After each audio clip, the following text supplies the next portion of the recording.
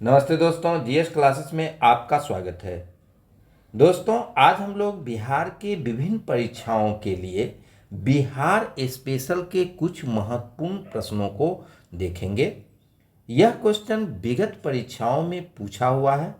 इससे आपको क्वेश्चन पूछने की प्रवृत्ति पर पता चलेगा तथा उसके अनुरूप आपको तैयारी करने में मदद मिलेगी। तो हम लोग देखते हैं बिहार ज्योग्राफी से संबंधित कुछ महत्वपूर्ण प्रश्न को।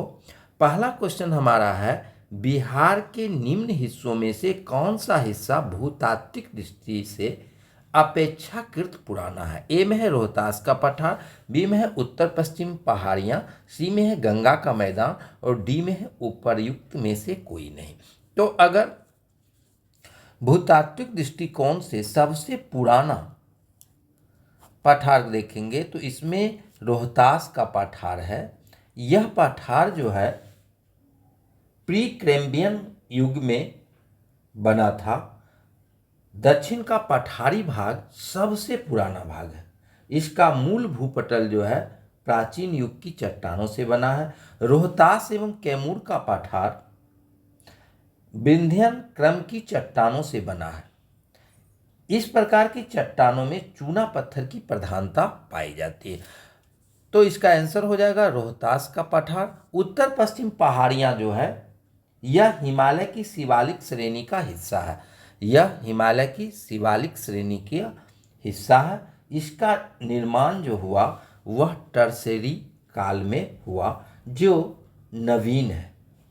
और गंगा का मैदान का निर्माण सबसे नया है, यानी कि यह सबसे नया भूखंड है। तो इस विकल्प के आधार पर आपका सबसे पुराना हो जाएगा इसमें रोहतास का पठार। दूसरा क्वेश्चन है, बिहार के अधिकांश क्षेत्र आच्छादित हैं। ए में है पहाड़ी मिट्टी से, बी में है कछारी मिट्टी से, सी में है रेगूर मिट्टी से और डी में है तराई मिट्टी से। तो बिहार का अधिकांश भाग जो है सो कछारी मिट्टी से आच्छादित है।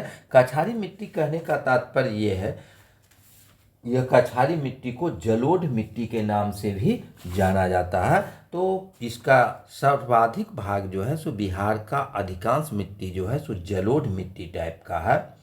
यह जलोढ़ मिट्टी मुख्य रूप से नवीन जलोढ़ मिट्टी, जिसको खादर मिट्टी भी कहते हैं, यह यहाँ पर खादर मिट्टी उसको कहते हैं जहाँ पर बाढ़ का पानी आ जाता है, बाढ़ का पानी पहुँच जाता है। यह नवीन जलोढ़ होता है। और पुराना जलोढ़ मिट्टी जो होता है उसको बांगर कहते हैं, जहाँ पर बाढ़ का पानी नहीं पहुँचता है।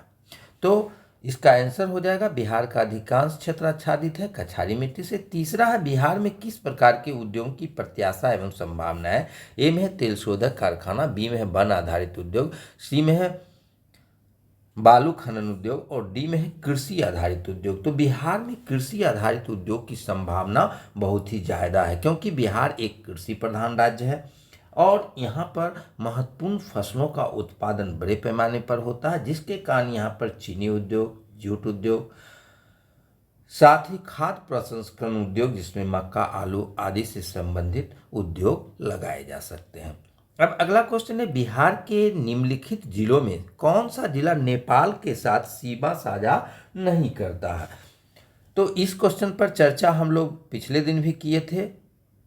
इसमें विकल्प आपका है मधुबनी, किशनगंज, सीतामढ़ी और पूर्णिया। तो अगर हम बिहार के मैप को देखेंगे तो ये बिहार का मैप है। अगर इसको आप गौर से देखें तो नेपाल की सीमा को छूता है पश्चिमी चंपारण, पूर्वी चंपारण, सीतामढ़ी, मधुबनी, सुपौल, अररिया और किशनगंज। ये 7 जिले पश्चिम चंपारण, पूर्वी चंपारण, सीतामढ़ी, मधुबनी, सुपौल, अररिया और किशनगंज नेपाल की सीमा से लगा हुआ है, जबकि पूर्णिया जो है सो नेपाल की सीमा से लगा हुआ नहीं है।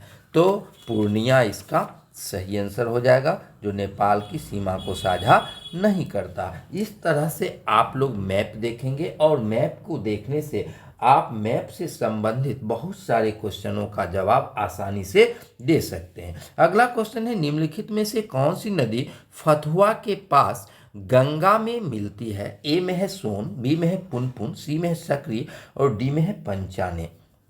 तो हम लोग देखेंगे फतुहा के नज़दीक जो है सो पुनपुन नदी गंगा में मिलती है। अगर आप इस मैप को देखें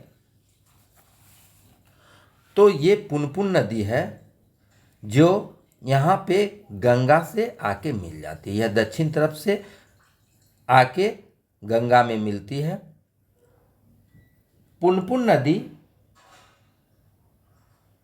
सोन नदी जो है सो सोन नदी आपका अमरकंटक से निकलती है और यह मिलती है कहाँ पर? यह मिलती है मनेर के पास गंगा नदी में। उसके बाद सकरी नदी जो है सो ये छोटा नागपुर की पहाड़ी क्षेत्र से निकलती है और यह आपको क्यूल के नज़दीक जो है सो गंगा नदी में मिल जाती है। और पंचाने जो है यह भी छोटा नागपुर पहाड़ी से निकलती है और यह सकरी नदी में मिल जाती है। तो इसमें पूछ रहा फतुहा के पास गंगा नदी से कौन मिलती है? तो पुनपुन नदी जो है सो फतुहा के पास गंगा नदी से मिल जाती है।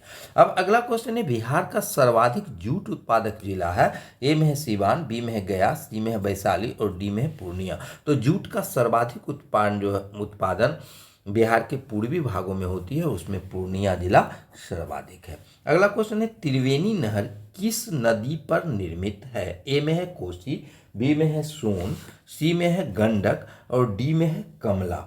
तो इसका आंसर हो जाएगा त्रिवेणी नहर गंडक नदी पर निर्मित है। अगला क्वेश्चन है, कैमूर पठार किसके लिए प्रसिद्ध है? तो अभी हमने चर्चा किया, कैमूर पठार जो है वह प्रसिद्ध है चूना पत्थर के लिए। कैमूर पठार जो है चूना पत्थर के लिए प्रसिद्ध है। अब अगला क्वेश्चन है, निम्नलिखित भू आकृतियों में से किसके द्वारा बिहार राज्य का उत्तर पश्चिमी भाग घिरा हुआ है?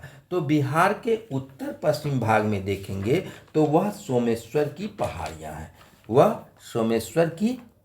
तो इसका आंसर हो जाएगा सोमेश्वर की पहाड़ियाँ। ये मैप पर देखें तो ये निकला हुआ भाग है, ये है सोमेश्वर की पहाड़ियाँ, इसको याद रखेंगे, ये सोमेश्वर की पहाड़ियाँ हैं। अभी हमने चर्चा किया था इसके बारे में, यह शिवालिक श्रेणी का हिस्सा है। इसका निर्माण जो है सो टर्सरी काल में हुआ है। अब अगला क्वेश्चन हमारा है, बिहार में पूर्व से पश्चिम की ओर नदियों का सही क्रम है। तो इसको हम लोग जब अपवाह तंत्र पढ़ेंगे अलग से तो उसमें भी देखेंगे। इस विकल्प के अनुसार जो है पूछ रहा है पूर्व से पश्चिम की ओर। तो पूर्व से पश्चिम की ओर अगर देखेंगे तो ए में है कोसी, कमला, बागमती और बूढ़ी गंडक। दूसरा है बूढ़ी गंडक,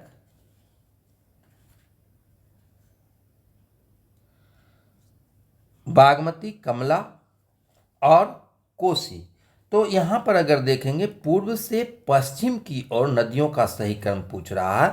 तो यहाँ देखें ये कोसी, कमला, बागमती और बूढ़ी गंडक। तो इसका आंसर ए वाला हो जाएगा। यहाँ नदी का देखें, सबसे पूर्व में महानंदा है, उसके बाद कोसी है, उसके बाद कमला है, उसके बाद बागमती है, उसके बाद बूढ़ी गंडक है, उसके बाद गंडक है, उसके बाद घाघरा है। ये सभी नदियाँ जो है सो गंगा नदी में उत्तर से आके मिलती है। और दक्षिण से आके मिलने वाली नदियों में है सोन, पुनपुन और ये क्यूल या सकरी नदी भी। ये सब जो है कहाँ से मिलती है? यह नदी दक्षिण के तरफ से आके गंगा नदी में मिलती है। तो विकल्प के अनुसार जो है सो आपका कोसी, उसके बाद कमला, उसके बाद बागमती और उसके बाद बूढ़ी गंडक हो जाएगा। यानी कि पूर्व से पश्चिम की ओर नदियों का सही क्रम हो जाएगा कोसी, कमला, बागमती और बूढ़ी गंडक। तो ये आप नदी को देखेंगे और इसको याद रखेंगे। इस ढंग का क्वेश्चन जो है सो कई बार पूछा गया है। तो आप लोग अगर मैप पर तैयारी करेंगे तो आप आसानी से क्वेश्चन का जवाब भी देंगे और आपको याद रखने भी मदद करेगा। तो इस तरह के और भी क्वेश्चन हम डेली डालेंगे। पहले जो पूछा गया प्रश्न है उसको हम हल करवाते हैं, उसके बाद चैप्टर वाइज आपका विस्तृत अध्ययन और उससे संबंधित जो भी क्वेश्चन बनेगा उसको हम लोग चर्चा करेंगे। यह आपको बिहार से संबंधित सभी परीक्षाओं के लिए उपयोगी है।